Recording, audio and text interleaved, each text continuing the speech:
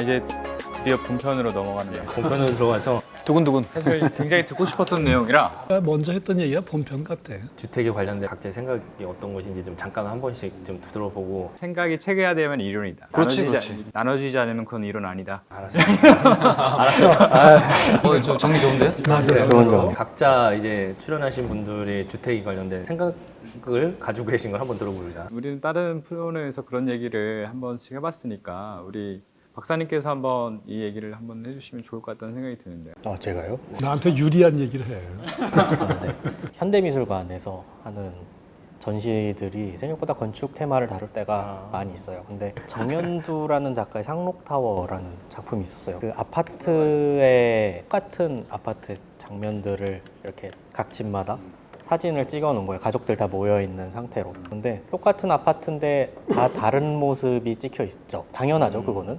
근데 그게 약간 생각을 뒤트는, 우리의 아파트라는 게 다 똑같은 거다라는 생각을 뒤트는 그런 장면이어서 생각이 나고, 저는 20년을 넘게 아파트 생활을 했어요. 그럼 그 전에 이제 살던 데는 완전 시골이었는데, 아파트 20년 동안의 집에 대한 기억, 집의 어떤 공간에서 뭘 했고 이 기억과 앞에 한 7년, 8년의 기억을 생각을 해보면 그 집이라는 것 자체가 아니라 주변까지 내 동네의 기억을 생각해보면 근데 그 기억이 훨씬 많이 남는 거예요. 그 앞에 이야기. 그 앞에 거가 곰곰이 생각해보면 변수가 많아서 그랬던 거라는 생각도 들어요. 이 아파트라는 거는 다 똑같은, 그러니까 예측 가능한 동네 이런 것들이 등장했던 거. 앞에는 이제 미지의 세계였던 거죠.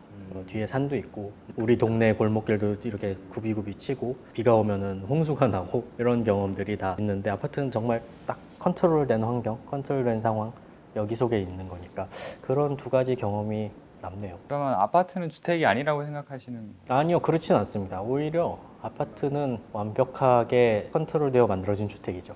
근데 이제 주거 환경, 그다음에 살던 그 모습을 생각하면 아파트보다는 그 전에 굉장히 허름하고 비도 새고 하는 그 집이 더 내 삶에 가까웠다, 기억에 더 남는다, 이런 생각을 많이 하고 있습니다. 제가 예전에 아큐리즘에서 소개한 적이 있는데 알랭 드 보통의 행복의 건축. 그거 말고 영상이 있어요. 네. 헐. 예전에 자기가 살던 집을 이제 방문을 해서 이제 자기 추억 같은 걸 막 얘기를 하고 그러는 건 장면인데, 갑자기 드는 생각이, 아파트에 살던 사람은 지금 알랭 드 보통 같은 그런 추억을 나중에 경험을 할 수 있을까라는 생각이 들더라고요. 요즘 들어 이제 아파트에 대한 부정적인 이야기가 되게 많이 있는데 그 안에서 되게 다양한 추억을 또 아이들은 만들어 가는구나, 이런 생각이 좀 들기도 해서. 김광현 교수님이 공유해 주실 내용도 주택과 주거에 대한 부분이죠. 그 부분을 한번 들어보도록 하겠습니다. 네. 건축에서 주택이 뭘까라고 하는 제목인데 전원주택도 있고 무슨 주택도 있고 이제 그런 걸 얘기하는 게 아니라 따옴표를 친 주택. 최근에 이렇게 생각해 보니까 주거가 있는데 주택이 없어. 그러니까 주택이 없으면 주거는 성립이 안 돼. 근데 주택은 있는데 주거가 좀 신통치 않아. 주거가 있다고 말하기는 어려워. 물으시는 분이 주택과 주거는 똑같은 거 아닙니까? 그러시면 안 된다. 다른 말이니까 다르게 구분해야 된다. 건축강의 3권에 이제 거주하는 장소가 있는데 여기서 페이지는 얼마 안 돼요. 89페이지에서 93쪽이니까 한 챕터 중에 이런 게 있어요. 거주를 묻는 이유가 뭐냐. 건축하는 사람들은 왜 거주를 물어야 되냐. 거주는 영어로 드웰링이에요. 드웰링이라고 그러면요, 이게 인간 생활 전체를 다 다루는 말이야. 그래서 거주란 말은 쓰기는 편하지만 무지하게 어려운 단어다. 근데 그거하고 비슷한 단어들이 있는데 영어로 뭐 live다, 이건 살아있다는 말이고요. inhabit는 어떤 장소를 차지한다는 거고요. 사는 걸 가고도 영어는 구분을 해. 시간, 장소, 뭔가 이렇게 달라. 영어도 다르면 거주도 다르고 주거도 다른 거 아니겠어요? 앞에 있는 세 가지를 모두 포함하는 굉장히 근본적인 건데, 어떤 주어진 장소에 어떤 상태에 놓여 있다. 아무데나 하는 게 아니야. 어떤 장소에서 어떤 상태에 머물면서 내가 있다는 거야. 그게 거주예요. 설계하는 사람은 동쪽에 햇빛이 잘 드는 곳에 식당을 두어서 식사를 아침에 올 때 햇빛이 싹 들어올 때 나무와 나무 사이에 이렇게 비추는 햇살을 비추면서 식탁에 놓이는 그것에 식탁을 두고 식사를 하면 좋겠다라고 반드시 머리에 그리지요. 설계할 때 그 그리잖아요. 뭐 어느 그 정도의 그리는 건 뭐냐 그러면 나는 아니지만 내 가치관을 가지고 내 판단에서 그 사람이 그 자리에서 그 상태에 머물며 존재하겠다고 하는 걸 생각한 거잖아요. 그러니까 그러면 건축가는 거주를 생각하고 있는 거지. 근데 거주가 어떻게 이루어지냐 그러면 장소가 있다니까 우선 물체인 집이 뭐 하나 있어야죠. 마당이 있어야죠. 아까 유아람 박사가 얘기했잖아. 자기가 살던 아파트 살기 이전의 것들은 왠지 모르게 변수가 많아서. 이건 뭐냐면 그 범위가 넓다는 거야. 근데 그게 왜 기억에 남는데 아파트는 덜하다 그랬죠? 그 집에 사는 사람과 마음의 관계를 설명한 거라고. 조금 전에 하신 말씀은 거주이면서 주거라고. 아파트는 주택에 살았어. 근데 그 가능성이 줄었다는 얘기는 그 주거와 거주의 가능성이 내가 예상한 것보다는 좀 덜했다 그거잖아요. 그러니까 삼자는 결합돼 있는 거지. 그 결합돼 있는 거를 얘기하는 게 뭐 대단해요? 건축가면 누구나 이 말을 해서 그렇지 이 말을 안 하더라도 되게 해. 가능성이 줄었다는 말씀이 어떤?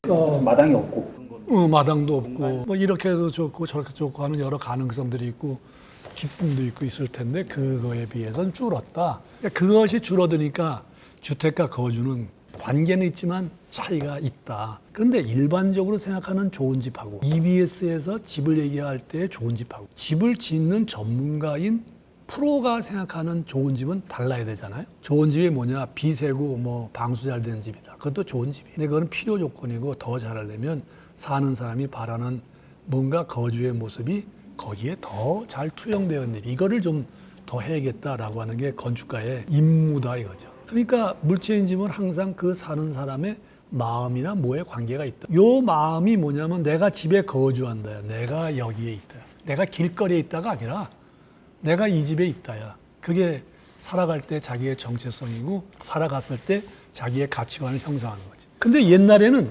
과자를 만들었을 때 자기 손으로 과자를 만들어 먹었어요. 근데 지금에는 다른 사람이 기계로 만든 과자를 사서 먹어. 집도 마찬가지야. 옛날에는 자기가 자기 손으로 집을 지었어. 그러니까 거주와 자기의 주택은 일치했다. 거의. 오늘날에는 건축 전문가가 지어진 집을 돈 주고 사요. 그러니까 거주와 주거는 일치하지 않는다. 아파트는 그럴 수 있는데 상품으로 돼 있는 거는 저희가 단독주택은 또 사실은 설계 과정을 상당히 들어가기 때문에 대다수의 문제가 되는 건 아파트가 아까 조금 요거보다는 문제가 좀 있는 것 같다라고 해서 거기다가 둔 건데 나도 지금 아파트 살지만 집사람이 이래까지 언제까지 아파트에 사냐 저쪽 가가지고 텃밭도 지으면서 농사 지으면서 살고 삽시다 그러더라고.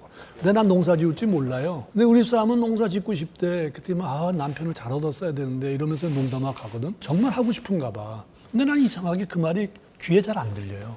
그러니까 아파트 인간이야. 교수님은 그럼 단독주택에 대한 그런 인간이 의외로 적어요. 이게 반대인데 보통 그러니까요. 나는 어떤 주의냐 그러면 이거야. 아파트가 나쁘다고 낙관하고 하는데 그 나쁘다고 생각하는 부분에 어떻게 하면 좋게 만들까를 고민하는 쪽이 낫다지 거기에 희망이 없다가 아니거든. 아파트는 절망적이다. 되게 냉소적이거든요. 근데 이제까지 잘못 져서 그런데 앞으로 지을 거는 그렇게 안 해. 지금 공부하거나 생각하는 것도 앞으로 지어질 것에 대한 고민이고 이제까지가 됐다고 똑같은 걸 반복하는 건 아닐 테니까.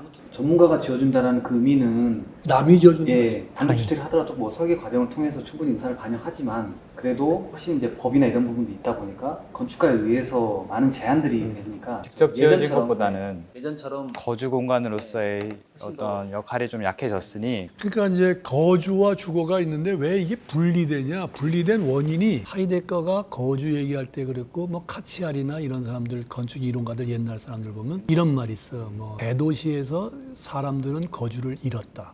거주를 그걸 썼다고 거주를 잃었다 그러면 어떻게 하란 말이야? 망했다는 얘기야? 어떻게 하란 말이야? 그 말은 뭐냐면 자기가 자기 손으로 짓지 않는다는 데 문제가 있는 거야.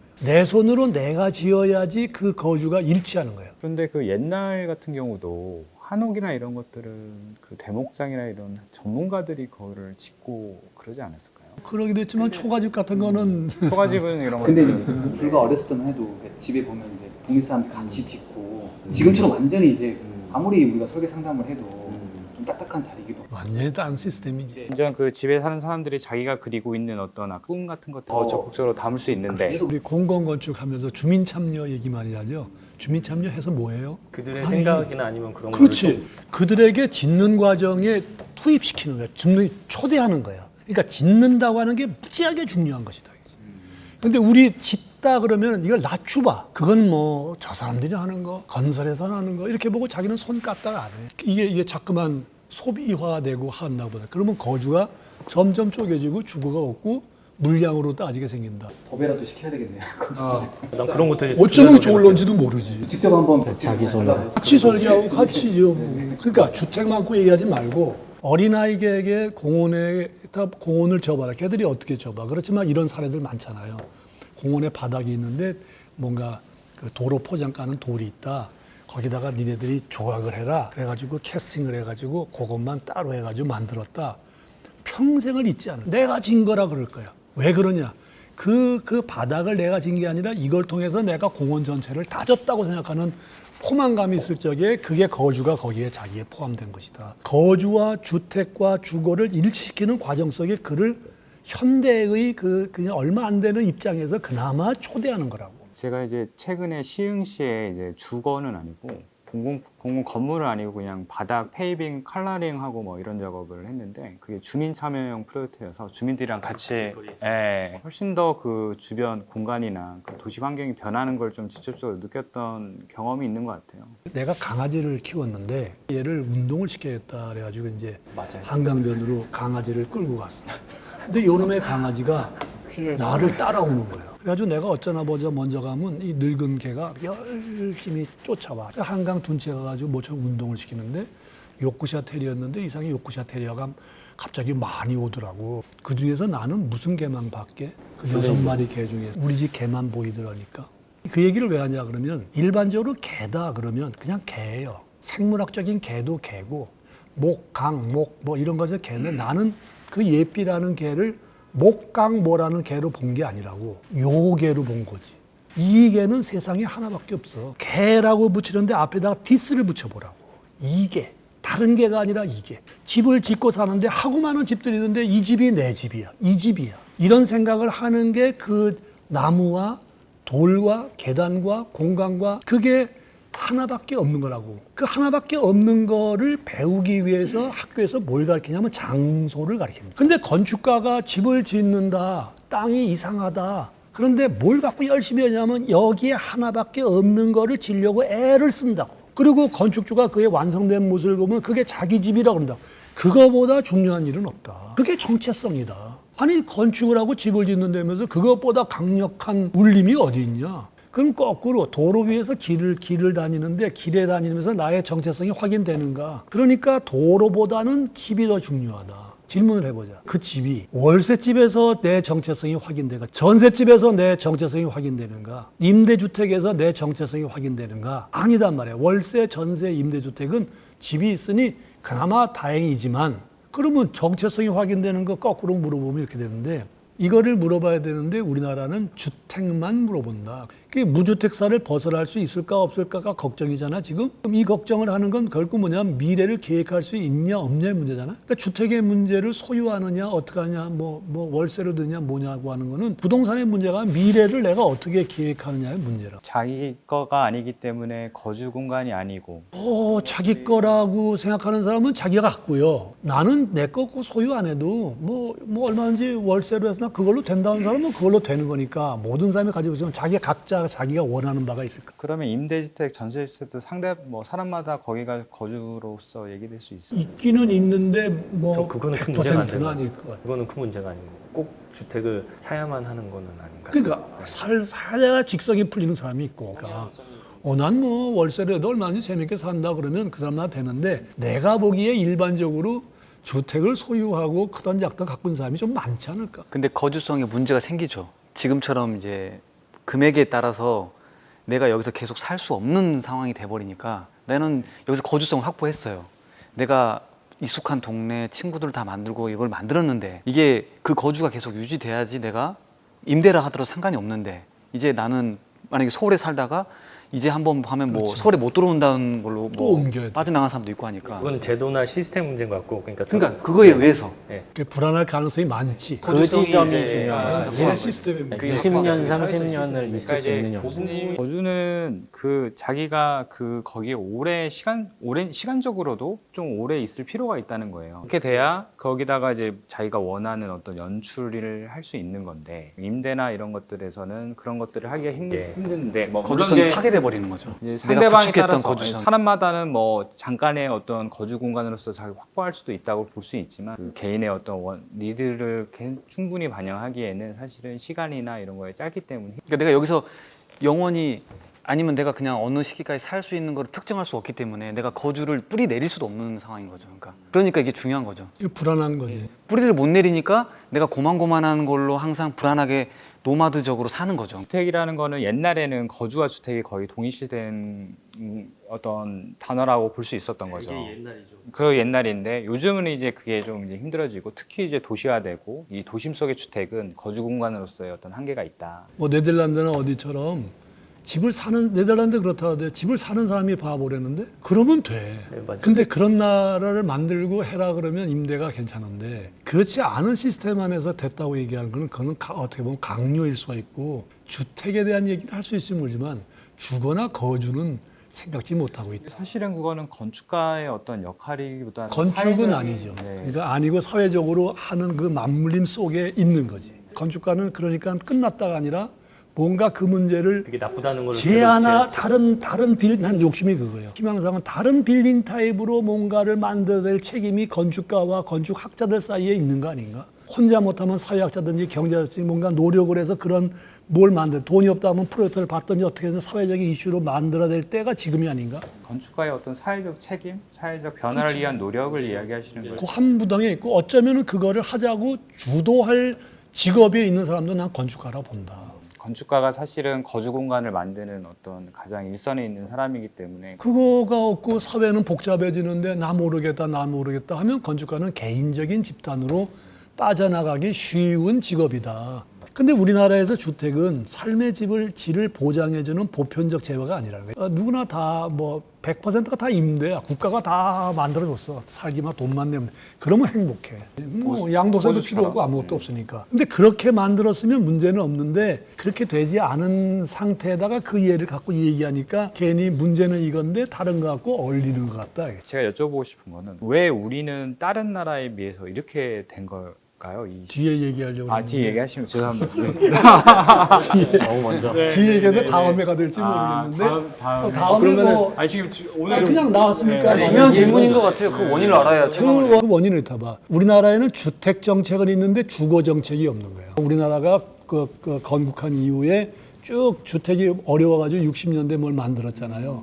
국가가 주도한 게 아니었다. 민간이 주도했지. 우리나라 국가는 그런 돈이 없었거든. 왜냐하면 산업화시대에서 돈을 벌었을 여유가 때 없었구나. 인프라를 하고 중공업 발전시키는 데 도움됐지 민간에게 주택을 할 그 문제는 아니다. 이거는 뭐 아파트 공화국인이 어느 책에 이미 다 나와 있는 얘기예요. 강남 개발도 그렇게 민간 투입되면서 민간에다 투입했죠. 민간에 투입하고 거기서 돈을 벌었으니까 이제 소위 말해서 재벌들이 건설회사 했고 그걸로 상품화시키니까 주택이 상품화했다고. 좀 심한 얘기지 뭐지만 우리나라 정부의 주택 정책은 개수만을 가졌다고. 그 숫자를 맞추는데 급급했으니까. 이제는 숫자 꽉 찼어 거의. 넘쳤죠. 그러니까 한 사람이 뭐 2채 갖고 3채 갖고 이래서 문제래. 그러니까 첫째 잘못은 뭐냐? 민간에게 이거를 맡겨놓고 갑자기 공공이 들어간다 그러니까 이게 안 맞는 것이죠. 원래 공공이 그러니까 거주 공간으로서 어떻게 사람들이 이 국민들이 살아야 될 국토를 것들을 나눠서. 정해놓고 오래전부터 했어요. 그것들을 얘기해놓고 이제 그 말 그대로 물질적인 물량을 확보를 해줘야 되는데 공공이 갑자기 그런 것들을 못하는 사실 어쩔 수 없는 상황이었고 그런 것들이 이제 민간에 넘기니까 민간은 그런 논의 없이 그런 기준 없이 그냥 경제적인 거와 물질적인 양으로서 거기는 그렇게 할 수밖에 없죠. 할 수밖에 없는 경제적 상황이었던 논리로 거죠. 우리나라도 어차피 재건 국가였으니까 그렇죠. 어쩔 수 없는 뭐 자본을 갖고 어쨌든 양을 만들어내니까 그렇게 한 거예요. 뭐 폭격받아서 없어지고 했으니까. 정부가 뭐 어떻게 옛날부터 쭉 이어져 있었으면 사실은 네. 일괄적으로 그런 것들을 가져왔을 텐데 사실은 너무나 이제 빠르게 변화하던 시대였기 때문에 어쩔 수 없는 현상이었죠. 그러니까 어쩔 수 없는 건데 그게 이제 옛날에 보면 공공이 뭘 투자했냐면 건축에 투자하지 않고 토목에 투자했다고. 그래서 토목이 공공적이라는 거예요. 그래서 토목에서 파생된 도시 계획이 공적이라고 생각하고 도시 계획에서 나온 도시 설계가 공적이라고 생각하는 반면에 건축은 계속 사적이에요. 원래 건축에서부터 토목으로 넘어가야 되는 게 맞다고 보는 건데 사실은 우리는 고속도로 모처 깔았잖아요. 이렇게 경제 발전이나 고속도로 이런 것들을 중요하니까. 위해서. 예. 아마 그거는 건축하는 사람 얘기지 건축이 토목을 하지 못할 걸 토목하는 사람이 화낼 걸. 아니 뭐, 이제 발전 방향이 발전 방향이 맨 처음에는 그렇게 시작이 됐으니까. 뭐 보통은 이제 인프라 만드는데 돈 많이 들었겠지. 인프라 올리는 데는 토목만한 게 없죠. 그렇죠. 나라에서 돈 벌어 왔는데 뭐 옛날 가발 팔고 뭐 해가지고 번 돈을 어떻게 개인의 집을 만드는데 투자를 했겠어요? 안 되지. 우리나라는 아무튼 경제 부흥이라는 엄청난 그 목적이 있었기 때문에 주택 문제를 모두 민간에게 일임했다는 게 문제가 있어. 그러면 그 중에 몇 %라도 뭐 이만큼 그 다음엔 또 뭐 하고 해서 임대를 자꾸만 국가가 많이 소유해서 양을 해줬으면 지금과 같은 이게 민간 쪽에서 집값을 올리고 하더라도 이 쿠션이 있으니까 그걸 내려막을 수 있는데 그거 한 상태가 별로 없이 갑자기 청년주택 만다 뭐 한다고 해서 되는 게 아니고 우리가 시간이 얼핏 생각했을 때 많은데. 인식하고 반대네. 국가에서 뭔가 한 것 같은데 왜냐면 정책을 막 요새 하고 그래서 주택 정책과 주거 정책이 다르니까 주거 정책은 주택 정책보다 한 등급 위라고 어떻게 살 건가를 그게 뭐죠 근데? 배우고. 주택 정책은 양적이나 그런 거라고 볼 수 있다고 보는데 그렇죠. 그러면 우리가 세웠어야 될 주거 정책이라고 주거는 하는 또 나중에 얘기해. 아 그건 나중입니까? 그러니까 이거 이 책 공부할 만하지. 저희가 주택이랑 거주 얘기를 계속 하는데 주거 얘기도 가끔 나오는데 자꾸 주거 얘기는 다음에 하신다니까. 거주는 네. 거주는 그것도 이게 너무 거주는 굉장히 궁금한데요. 큰 개념이고 네. 드웰링 거주 그건 무지 큰 거야. 그건 거주란 말은 함부로 쓰기가 좀 어려워. 너무 위. 그래서 뭐 하이데거는 함부로 써야 드웰링을 얘기했지. 드웰링이 쉬운 게 아니에요. 주거학 해놓는데 거주학이 없어요. 예를 들면 어린이집이 있다. 어린이집이 어디 몇 군데 얼마마다 하나씩 있어야 되죠. 네, 분포되잖아요. 네, 그거 네. 왜 그렇게 할까요? 주거의 질을 결정하니까 그렇지. 그게 다 주택 문제가 아니잖아. 내가 살더라도 주택 안에서만 사는 게 아니잖아. 애도 학교에 보내야 되고 뭐도 해야 되고 그게 동네란 말이야. 그런 정책을 과연 우리나라가 한 적이 있냐? 국토교통부 옛날 하면 내가 보기에는 없는 것 같아. 이게 왜 이런 일이 생겼냐면 건축하는 사람이든 거든 주거와 주택은 다르다. 라고 하는 걸 알고 주택 정책만 아니라 주거 정책을 해야 된다 그랬을 때 건축가의 몫이 넓어지고 도시가 달라지면서 이렇게 뭔가 했을 텐데 이 말 자체를 구별하지 않고 그놈이 그놈 아니냐라고 하니까 예의거리가 없어지고 할 말도 없어지고 공유도 안 하니까 이슈가 안 생기지. Up, up, up, up, up.